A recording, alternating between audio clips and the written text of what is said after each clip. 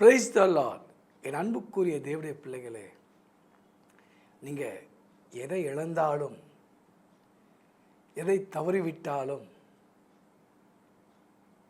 நீங்கள் தவறாமல் உன் மனதை திடமனதாக வைத்துக்கொள்ள வேண்டும் என்று தான் தேவ திட்டம். எதுக்கும் சொந்து போகக்கூடாது, மனசு தளர்ந்து போகக்கூடாது.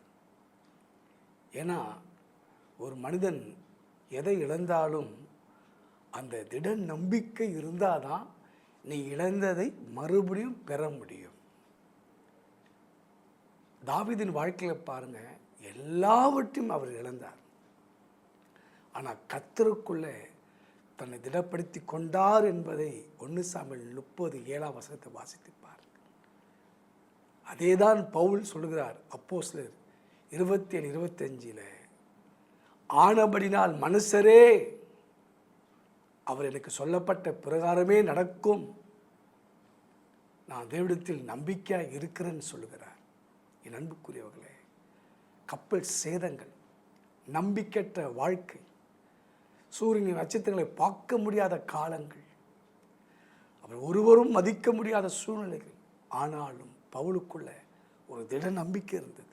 அவர் மற்றவர்கள் சொல்லுகிறார், மனுஷரை திடமனதாக இருங்கள், கரை சேருவோம், முன்னேறுவோம், பெற்றுக்கொள்வோம், நன்மை பெறுவோம்.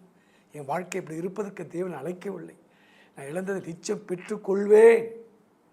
முன்னப்போல சபையில் மக்கள் இல்லை பிரதர், முன்னப்போல நேசிப்பார் ஒருவரும் இல்லை பிரதர், முன்னப்போல வருமானம் எனக்கு இல்லை பிரதர், குடும்பத்தில் மற்ற போல தேவ அன்பு என்கிட்ட இல்லை பிரதர், நான் தேவனை நேசிக்க முடியல, தேவனோட ஜெபிக்க முடியல, மற்ற நினச்சி ஏமாந்து போய் இன்னைக்கு நடுத்தரில் இருக்கிறேன் என்று நினைக்கலாம். என் அன்புக்குரியவர்களே, உங்கள் மனதை தைரியப்படுத்திக் கொள்ளுங்கள்.